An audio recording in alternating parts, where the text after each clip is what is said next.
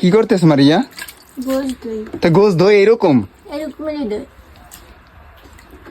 আমি আরে কালকে তো রোজা, তুমি জানো না? রোজার জন্যই তো রান্না করতে। রোজার জন্য মানুষ গোশ রান্না করে। রোজার সময় খাবা কলা মিঠে দিয়ে, এগুলো দিয়ে। আমি খাইতে পারি না, এটা আমার জন্য। এটা তোমার জন্য? তুমি আমাদের রেখে খাইবা? আর গাইস সবাই রোজা থাকবেন, যারা যারা মুসলমান রোজা থাকার চেষ্টা করবেন ইনশাল্লাহ। বাকি সব আল্লাহর ইচ্ছা। আর দেখেন আমার বউ রোজার মধ্যে মানুষ এই পছন্দ করে নারিকেল, তারপর মিঠা আর কলা। আর আমার বউ রান্না করতেছে সব ঝাল ঝাল জিনিস।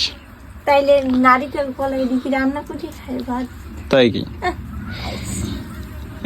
নারিকেলের ঝোল বানাবা। আর যাই হোক গাইস, আমাদের বাসায় আজকে এই রমজানের জন্য নাকি এইগুলো রান্না করবে। এগুলো আমার বউ, বোকা বউ, আর আমার মা অসুস্থ, এর জন্য কেউ কিছু বলারও নাই। ওই যা করতে চাই ওইটাই আমাদের ঘরে বরাদ্দ।